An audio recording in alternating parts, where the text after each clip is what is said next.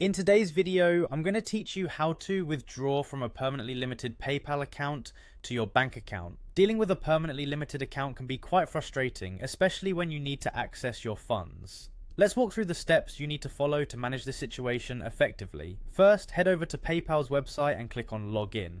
Once you see the login page, go ahead and enter your email address and password. It's important to note that security is a top priority, so make sure your login credentials are always secure. After entering your details, click on Login to access your account. Now here's where we address the limitation. PayPal provides specific steps for resolving limitations, so it's crucial to follow their guidance carefully. This often involves identifying why the limitation was placed on your account. Do this by going to the Resolution Center, which you can access by scrolling down and clicking on Contact. Inside the Resolution Center, you'll need to provide the necessary information and documentation that PayPal requires. This might include personal identification, proof of address, or any other documentation relevant to your account activity. Take your time to ensure that all information submitted is accurate and up to date. Reviewing the limitation reason is vital to understanding what PayPal is looking for. PayPal will guide you on how to remove the limitation entirely.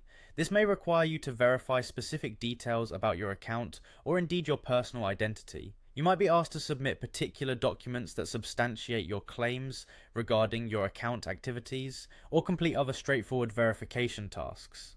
Should you have any concerns about the limitation placed, or if you believe it might have been placed without ample reason, rest assured PayPal does offer an option to appeal the decision.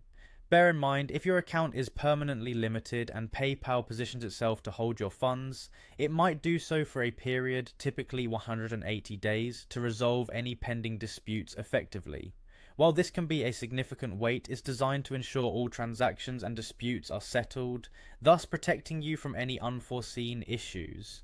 Now, much as these steps focus on aiding you in managing a permanently limited account, they ultimately reinforce the importance of adhering to PayPal's guidelines and user responsibilities to avoid encountering such situations in the future.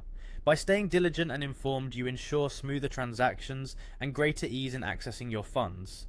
In summary, taking these steps calmly and meticulously can help navigate the often confusing terrain of dealing with a permanently limited PayPal account. Good luck, and I hope this guide helps you access your funds efficiently.